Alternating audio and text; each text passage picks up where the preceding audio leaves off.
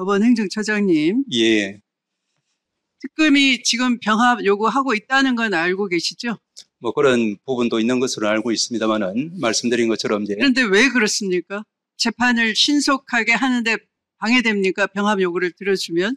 그 사건 그 부분은 특검이 그렇게 병합 요구를 하는 것은 법정마다 또는 피고인별로 병합이 안 된 상태로 재판할 때는 한 증인이 여러 번, 여러 시간씩 신문을 하게 되는 겁니다. 그래서 재판이 천년만년 지연되고 있는 상황입니다. 그걸 해소하기 위해서 병합을 요구하고 있는데 지금 법원 행정처장님은 반대로 얘기하시는 거예요. 병합을 하면 재판이 언제 끝날지 모릅니다. 이렇게 반대로, 실상과 반대로 얘기하시는 거예요. 답답합니다. 그리고 두 번째, 이 경험칙상 명백한 사실은 증명이 필요하지 않죠? 예, 네. 그러면 7만 페이지를 이틀 만에 대법관이 기록을 다 볼 수 있다는 건 경험칙상 명백한 겁니까? 아까 이렇게 말씀하셨어요. 1심과 원심, 기록 등을 다 파악하고 숙지를 했고 쟁점을 다 파악했다는 것이 다 드러나 있다. 이렇게 말씀을 하셨습니다. 판결문상에. 예, 그렇습니다. 그 판결문상에 다른 대법관은 기록 다 못 봤다. 그런 표현도 있단 말이에요. 그런데 경험칙상 7만 페이지를 읽는다는 것은 명백하지 않고 국민들께서 납득하지 못하기 때문에 이 국회 법사위가 청문회를 통해서 AI인지 아닌지 대법관이 한 인격체인지 인간인지 AI인지 검증해 달라고 하지 않습니까? 말씀드려도 되겠습니까? 네. 예. 두 번째 말씀하신 부분 관련해서는 우리 이제 위원장님께서 너무나 잘 아시는 바와 같이 우리 상고심이라고 하는 것이 기본적으로 법률심이지 않겠습니까? 법률적인 문제 그리고 상고 이후로서 이제 문제되고 있는 법률적인 쟁점 이런 부분에 대해서 이제 국한해서 이제 보는 것이고 다만 그 부분을 좀 보완하기 위해서 이제 대법관들이 다수의 연구관들을 활용해서 전체적으로 이제 그 사건을 파악하는 겁니다.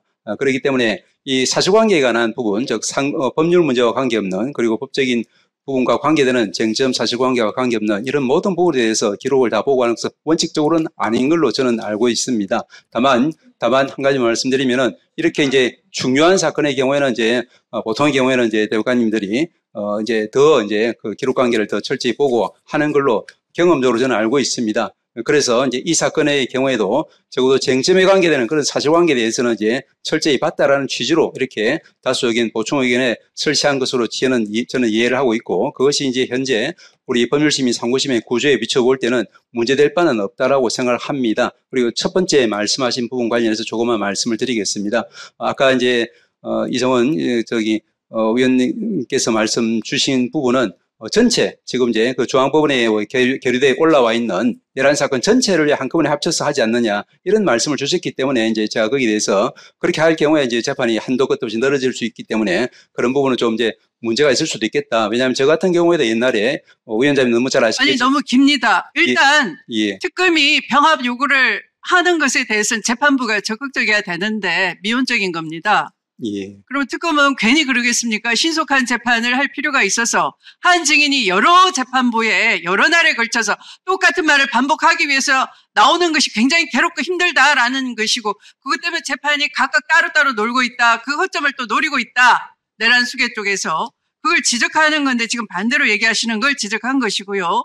그리고 대법원이 경험칙에 반하는 사실 인정을 했을 때는 많이 파기를 합니다. 대법원에서 사실 인정에 오류가 있는지 여부도 당연히 판단을 해야 되는 것인데 그걸 눈 감고 할 필요가 없다. 법률적으로 문제되는 것만 우리는 법률심이니까 그것만 핀셋으로 꼽아냈다. 거기서 정확하다. 이런 말씀이나 마찬가지로 들리는 겁니다. 말씀을 우리 행정처장님께서 하시는 것을 듣고 법률가 누가 납득을 하겠습니까? 자, 법제사법위원회의 소관 중에는 마항의 헌법재판소 사무에 관한 사항이 명기되어 있고요. 바항에는 법원, 군사법원의 사법행정에 관한 사항이 명기되어 있습니다. 그러니까 헌법재판소의 사무나 법원, 군사법원의 사법행정에 관한 것은 우리 국회가 감독권을 행사할 수가 있는 겁니다. 견제와 균형의 원리에 따라서. 그렇다면 재판 내용이 아니라 배당과 같은 사무에 대해서는 얼마든지 문제 제기를 할 수 있는 거예요. 거기에 나와서 바로 그런 인사에 대한 또는 배당에 대한 관여를 하신 대법원장님은 나오셔서 소상하게 밝히시면 되는 겁니다. 그게 뭐가 어렵겠습니까? 그게 국회의장이 말씀하신 결자 해지고, 아까 저한테 오셨을 때 제가 무심분립이라고 말씀을 드렸습니다. 우리 국민 모두가 수상하다는 겁니다. 대선 직전에 왜 개입을 했느냐 하는 거죠. 그러면 그것에 대해서 신뢰를 회복하지 않고는 그 어떤 재판도 신뢰를 가질 수가 없지 않겠습니까? 그렇게 만들고 있지 않습니까? 거기에 대해서 답변해 주시죠. 예, 위원장님 자, 말씀을 드리겠습니다. 네.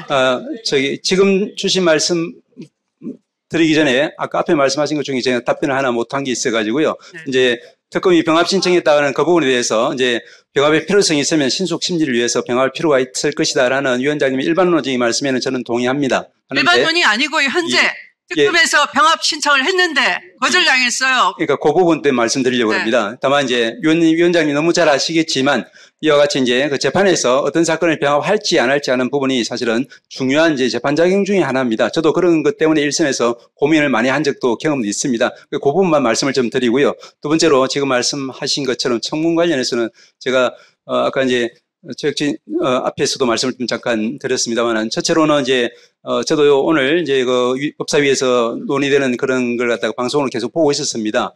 그런데 결국에는 이제 현재 진행 중인 그리고 이제 위원장님 말씀의 입장에 따르면은 이제 용납할 수 없는 그런 판결에 대해서 그 재판 절차와 재판 내용에 대해서 이제 결국엔 들여다보겠다는 이런 이제 결과가 되기 때문에 진행 중인 재판 사항에 대해서는 그것은 이제 우리 헌법상 사법권 독립, 즉 재판 작용의 입법권이든 행정권이든 간섭해서는 안 된다는 그런 이제 헌법 원칙에 좀 반한다는 부분하고, 더구나 국정조사감사법이라고 하는 거기에 따르면은 역시 이제 진행 중인 재판에 대해서는 이제 조사감사 대상이 될 수 없다라고 하는 그런 규정이 있습니다. 즉 이 부분은 위원장님도 너무 잘 아시겠지만 모든 법률에 더 상위에 있는 것이 우리 헌법의 취지이자 헌법의 규정 아니겠습니까? 우리 헌법에서 재판권 독립, 사법권 독립을 갖다가 보장하고 있는 이유는 이와 같이 재판 하나하나에 대해서 이제 국회나 행정부에 대해서 책임 추궁이 따르는 이런 이제 상황이 조성이 된다고 하면은 어느 법관이 이제 정말로 독자적으로 헌법과 법률과 양심에 따라서 그걸 재판한다는 그런 안도감을 이제 가질 수가 있겠습니까? 이 부분 하나 하고요. 두 번째로는 이제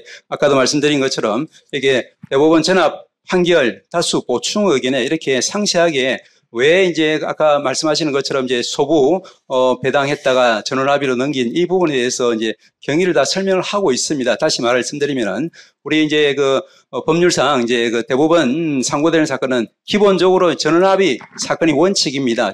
편의상 이제 사건의 신속 처리를 위해서는 소부에 넘겨서 소부에 처리할 수 있는데, 이 사건은 이 이제 다수 보충 의견에 따르면은 처음 접수되었을 때부터, 저기 이제 접수된 시점 이 3월 28일 접수됐을 때부터 바로 모든 대법관들이 기록을 보기 시작했다라고 하고 있습니다. 그래서 이제 이 사건이 이제 다만 전합이라 하더라도 그 주심은 정해져 되기 때문에 주심 정하는 것은 이제 무작위 전산배당에 의해서 자동적으로 됩니다. 거기서 이제 그 특정 대법관님 주심으로 결정이 되었고, 주심 결정되면 자동적으로 또 이제 그 해당 소부가 마치 배당된 것처럼 지정됐을 뿐이지, 이 사건은 처음에 이제 진행하고 예정했던 것처럼 곧바로 이제 전압으로 다시 회부를 해서 그렇게 진행한 걸로 이 다수 보충 의견에 나와 있습니다. 다시 말씀드리면 이 부분은 이례적인 것은 아니고 처음부터 그래서 이제 그리고 이제 그 저희들이 이제 이 부분에 대해서 이제 그 독일 주 헌법재판소에서도 네, 그러면 행정처장님 예. 네, 그 발언을 맞춰주시기 바랍니다. 자, 더 이상 듣지 않겠습니다. 결국은 행정처장님 말씀에 의하면 네, 대법관님들은 AI였다라는 국민이 검증해 달라는 걸 우리는 검증할 책무가 남아 있네요. 네.